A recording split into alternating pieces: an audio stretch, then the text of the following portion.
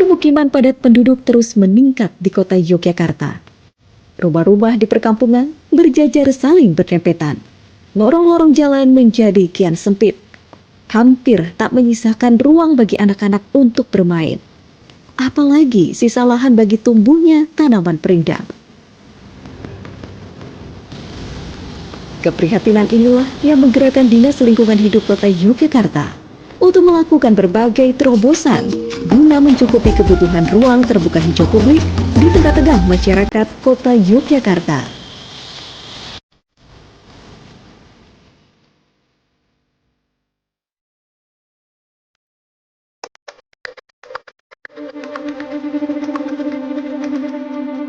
Mulai tahun 2023, pengembangan ruang terbuka hijau publik di Kota Yogyakarta dilakukan dengan basis kampung yang mengusung konsep multiguna.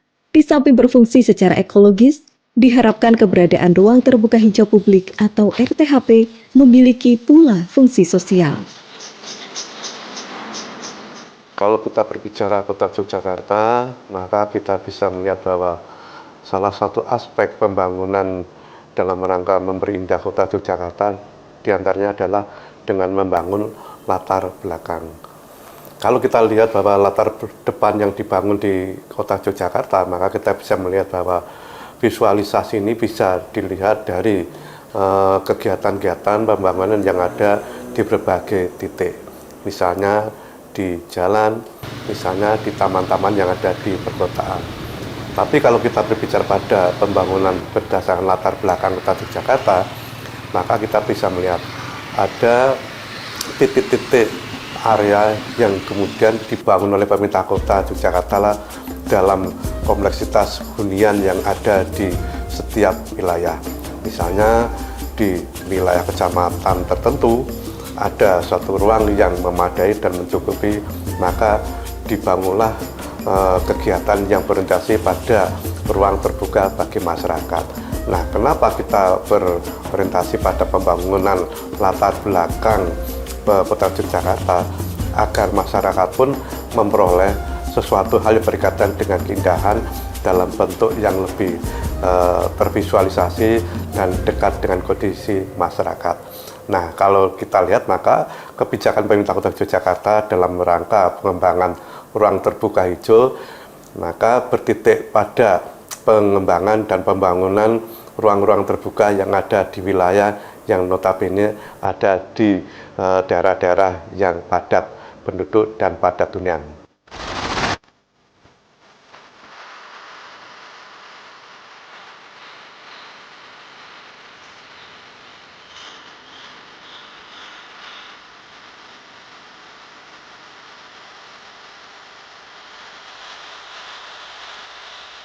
Kebijakan pemerintah kota untuk membuat ruang-ruang terbuka hijau publik di tengah perkampungan itu akan sangat bermanfaat bagi masyarakat, karena dengan adanya ruang terbuka di kampung yang padat penduduk itu akan semacam kalau di rumah itu adalah jendela yang nanti udara di perkampungan itu bisa mengalir dengan lebih bagus. Kemudian di situ akan banyak ditanami pepohonan ataupun tanaman-tanaman lainnya yang akan mereduksi polutan yang ada di sekitar wilayah tersebut.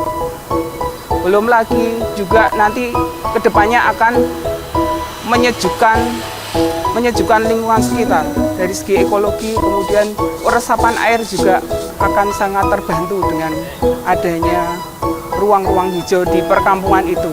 Itu dari segi ekologi. Kemudian dari segi estetika, dengan adanya keberadaan ruang terbuka hijau itu akan menambah asri lingkungan yang semula sempit pengap itu menjadi lebih asri dan lebih hijau. Kemudian juga selain itu yang lebih utama itu untuk sosial. Fungsi sosialnya itu masyarakat akan bisa berinteraksi di situ, karena kita berkonsep RTHP yang ada itu mempunyai konsep multiguna. Dari segi ekologi oke, dari segi estetika, kemudian dari segi sosial bisa untuk berbagai aktivitas masyarakat. Karena dilengkapi dengan mungkin pendopo meskipun kecil seperti ini, tergantung luasnya. Nanti kalau semakin luas kita membuat pendoponya juga semakin gede. ada toilet, kadang kalau tergantung luasnya, dan fasilitas permainan anak. Karena dengan lingkungan perkampungan yang sempit itu anak-anak tidak bisa bermain. Nah, disinilah nanti anak-anak bisa tumbuh kembang di ruang terbuka hijau publik yang dengan banyaknya tanaman itu anak-anak bisa bermain, dia bisa menghirup oksigen yang lebih sehat. Jadi insya Allah tumbuh kembangnya menjadi lebih sehat. Kemudian masyarakat juga bisa berinteraksi, bisa berkegiatan di sini, mau kegiatan budaya, sosial, kemudian mungkin kegiatan harian lainnya, barangkali untuk posyandu, kemudian pos kamling juga, kadang untuk perpustakaan, dan bahkan di sini biasanya dilengkapi juga dengan wifi. Dari banyaknya obrolan-obrolan dengan warga, terutama saya menyadari adanya, kalau di kota Jogja itu sangat kampung kota, ya. Jadi memang sangat padat gitu, dan mereka memang membutuhkan yang namanya ruang pertemuan. Mungkin itu alasan terbesar kenapa taman di Jogja bukan di sebuah tempat-tempat yang bisa diakses, yang bisa langsung dilihat gitu, karena memang ini inklusif untuk warga-warganya, untuk mereka bisa bertemu, berjejaring di situ, ngobrol, sekedar ngadain, kalau nggak salah ada yang untuk berkegiatan bank sampah, posyandu, dan segala macam gitu. Warga butuh hal tersebut. Jadi kalau misalkan setiap area itu pemukiman warga, rumah-rumah, kos-kosan kayak gitu, terus warga bertemu di mana, berkumpul di mana gitu. Dan saya rasa untuk udara yang bersih juga, kita juga membutuhkan ya rasanya pohon-pohon besar seperti ini kayak gitu.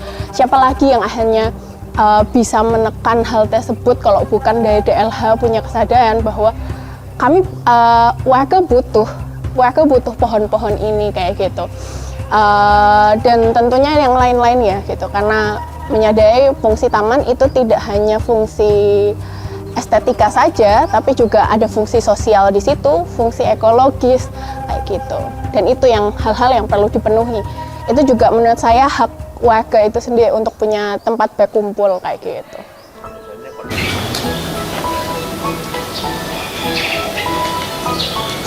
Sebagaimana diamanatkan oleh Undang-Undang Nomor 26 Tahun 2007 tentang penataan ruang di perkotaan.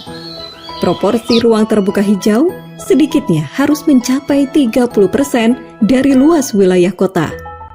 Sementara, pada Desember 2023, Dinas Lingkungan Hidup Kota Yogyakarta mencatat, total luas ruang terbuka hijau, baik publik maupun privat, baru mencapai angka seluas 7.661.163 meter persegi. Sampai saat ini, ruang terbuka hijau di Kota Yogyakarta mencapai 23,34%. Dan dari RTH ini terdiri dari RTH privat itu sebesar 15,29%, dan untuk RTH publiknya baru 8,05%. Kemudian RTH publik yang dikelola DLH Kota Yogyakarta sebesar 2,44%, yang berupa taman kota, jalur hijau, dan taman iteratif di perkampungan atau ruang terbuka hijau publik. Karena target kita berdasar undang-undang adalah 30%, lah. Kita baru 23,34. Jadi masih banyak PR yang harus kita laksanakan untuk menambah ruang terbuka hijau ini.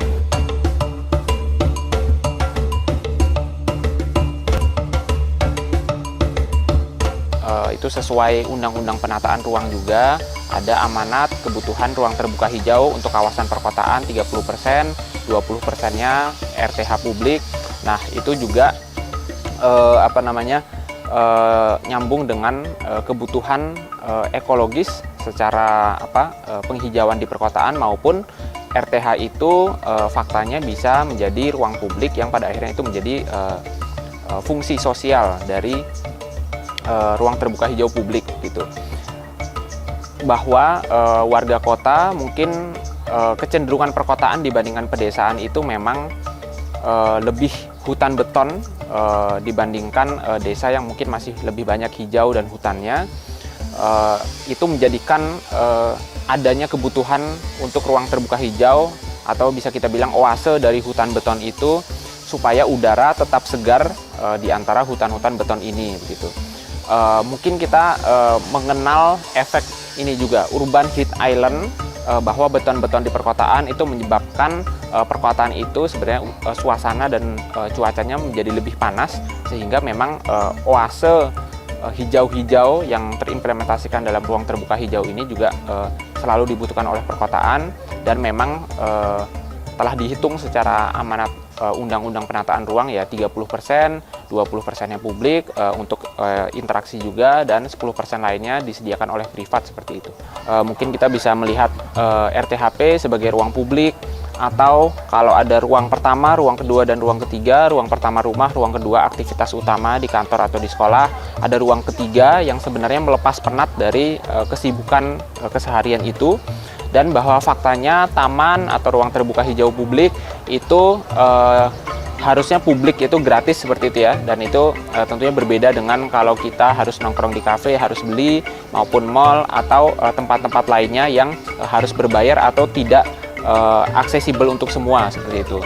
Maka itu memang tuntutan maupun sebenarnya kebutuhan dari taman atau ruang terbuka hijau yang diharapkan memang aksesibel, terjangkau untuk semua, sehingga memang bisa diakses semua, karena itu kebutuhan warga kota yang tadi mungkin ada ruang pertama, ruang kedua, di ruang ketiga ini butuh aktivitas lain selain keseharian yang melepas penat, yang gratis seperti itu.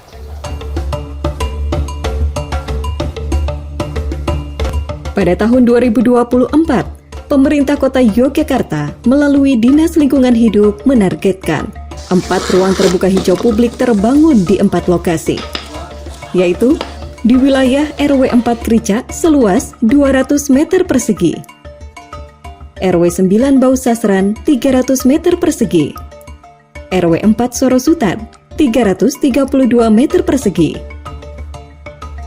dan RW 14 Sosro Menduran 452 meter persegi.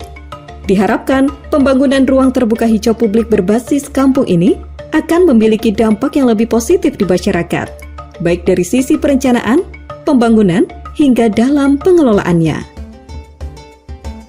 Perencanaan juga masyarakat dilibatkan, mulai dari pengusulan seperti apa sih RTH yang diinginkan, itu kita berdasar usulan dari masyarakat. Tapi memang harus disesuaikan dengan koridor Perwal nomor 17 tahun 2021. Kemudian pada waktu pembangunannya juga kita melibatkan lagi masyarakat. Kita sosialisasikan, terus masyarakat juga mensosialisasikan ke masyarakat yang lebih luas. Kemudian dari segi pengamanannya juga kita melibatkan masyarakat. Bangunan RTHP ini kami dilibatkan dari awal perencanaan hingga sampai pelaksanaan, kami juga dilibatkan, sehingga pada saat perencanaan itu kami juga sudah memberikan masukan-masukan apa yang dibutuhkan oleh warga, dan semua itu tercover dalam perencanaan itu. Dan alhamdulillah terbentuklah RTHP ini yang sangat memuaskan bagi kami. Adapun RTHP ini sangat bermanfaat bagi warga kami, selain untuk kegiatan anak-anak kami balita, juga dimanfaatkan juga oleh ibu-ibu PKK kami untuk mengadakan kegiatan yang sifatnya sosial, perkumpulan di antara ibu-ibu sewilayah RI 04. Tidak hanya ibu-ibu, bapak-bapak juga, karena ini multifungsi. Selain untuk RTHP, juga untuk sarana siskamling, tempat siskamling. Jadi sekali lagi manfaatnya luar biasa, dan terima kasih kepada DLH Pemkot Yogyakarta.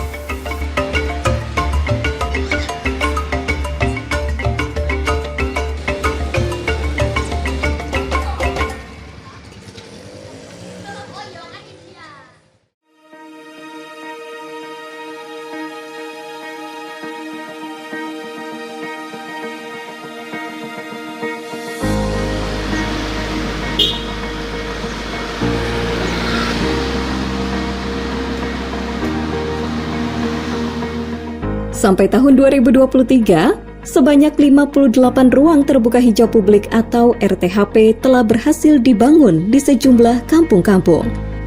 Dan penambahan 4 ruang terbuka hijau publik atau RTHP ditargetkan oleh Dinas Lingkungan Hidup Kota Yogyakarta selesai dibangun pada 2024. Kehadiran ruang terbuka hijau publik atau RTHP di tengah-tengah masyarakat ini pun telah terbukti mampu memberi sejumlah kemanfaatan yang dirasakan oleh warga di sekitarnya. Alhamdulillah kalau kita sih karena punya anak kecil ya, itu sangat bermanfaat sekali karena kan ya kebetulan istilahnya kalau di anak hanya bermain di dalam kan permainannya tuh terbatas, sosialisasinya juga kurang. Nah di sini alhamdulillah ada taman ini, putra putri saya tuh asik mainnya dan bisa juga kenal sama teman-teman yang lainnya karena kan di sini yang datang bukan hanya dari warga sekitar sini tapi yang cukup agak lumayan jaraknya itu juga pada datang ke sini. Selain di sini bermain anak-anak, di situ juga kadang kita gunakan untuk PAUD. Nah, jadi anak-anak yang ikut PAUD itu belajar di situ. Juga kebetulan kemarin juga karena saya punya keponakan anak SMP ya, sempat karena mengerjakan tugas dengan teman-temannya kumpul di situ untuk mengerjakan tugasnya gitu. Warga juga mengadakan pertemuannya di pendopo gitu.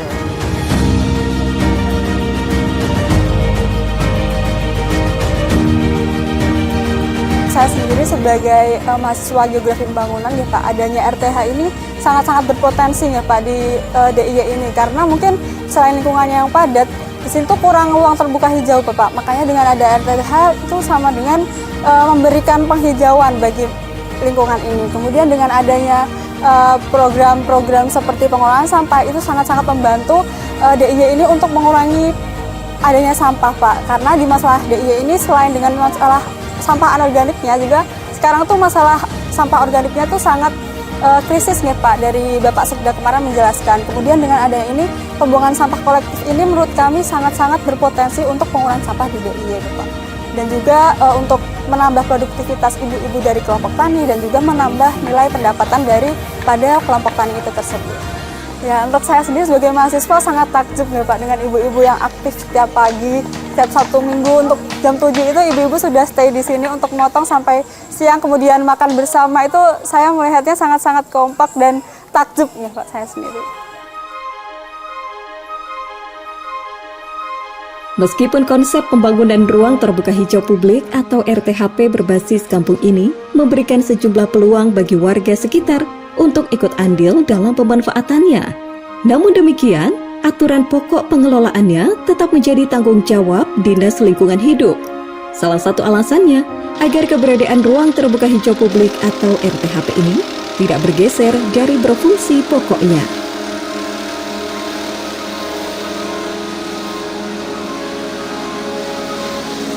Untuk saat ini, berdasar Perwal nomor 17 tahun 2021, pemeliharaan yang bersifat besar itu masih di Dinas Lingkungan Hidup. Tapi pemeliharaan ringan seperti mungkin penyiraman ataupun pembersihan bisa dilakukan juga oleh warga.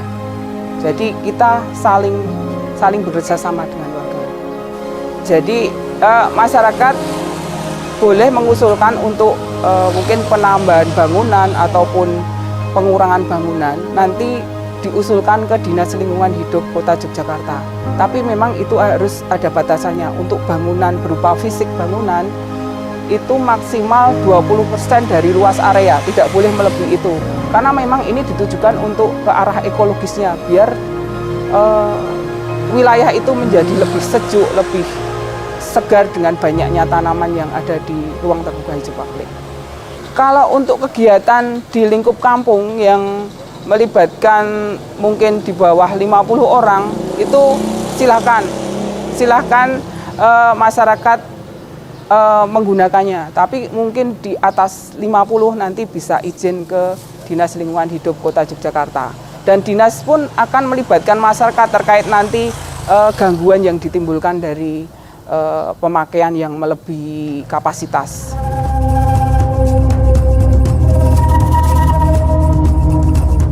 Ketersediaan lahan yang boleh dibilang sangat terbatas menjadi kendala utama dalam pengembangan ruang terbuka hijau publik atau RTHP di Kota Yogyakarta. Meski tidak terlalu menjadi hambatan yang berarti, sejumlah kendala juga masih dirasakan pada sisi pengelolaan, utamanya dalam mendorong kepedulian warga untuk ikut merawat dan menjaga keberadaan fasilitas yang disediakan dalam ruang terbuka hijau publik atau RTHP.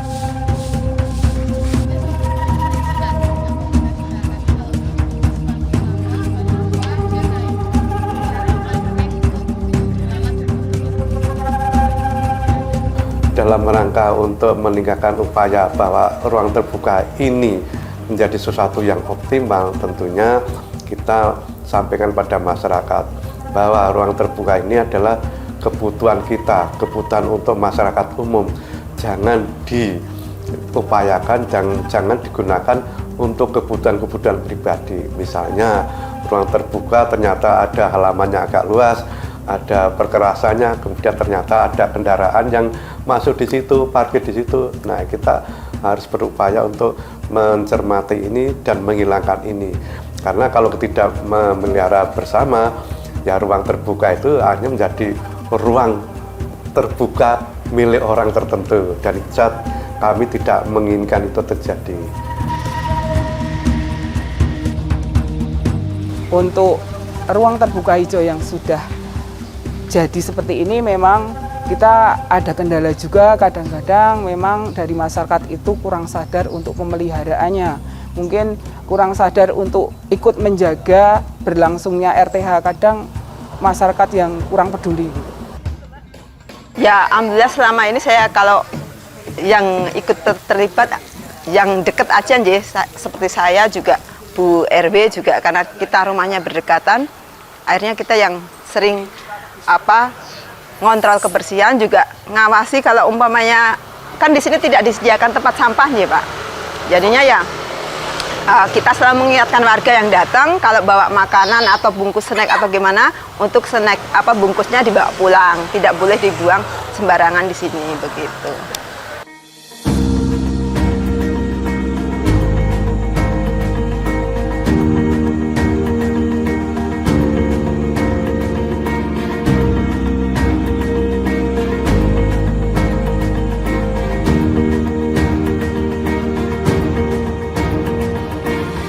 Dalam rangka untuk meningkatkan upaya bahwa ruang terbuka ini menjadi sesuatu yang optimal, tentunya kita sampaikan pada masyarakat bahwa ruang terbuka ini adalah kebutuhan kita, kebutuhan untuk masyarakat umum. Maka ruang terbuka hijau yang kita bangun harus sesuai dengan kaidah-kaidah yang normatif. Misalnya kalau kita bicara pada hak dari teman-teman yang mengalami difabilitas, maka ruang terbuka yang kita bangun ya kita sesuaikan kondisinya, tidak kemudian terlalu curam, tapi ada landian-landian yang bisa digunakan oleh teman-teman yang mempunyai kebutuhan khusus. Itu yang pertama. Dan kedua, ruang terbuka hijau pun harus kita gunakan bahwa ini inklusif. Nah, tidak hanya orang dewasa, tapi orang tua juga bisa, anak-anak juga bisa. Sehingga ketika ada tangga yang naik, tangga itu harus ada pengamannya. Dan ketinggian tangga masing-masing juga tidak boleh lebih dari 20 cm. Bagaimana landian-landian itu bisa digunakan untuk siapa saja bisa masuk. Kita berupaya untuk mengajak masyarakat bahwa dalam satu ruang-ruang yang sempit pun masih bisa digunakan untuk kegiatan-kegiatan masyarakat dalam konteks pengembangan ruang terbuka hijau yang ada di wilayah masing-masing.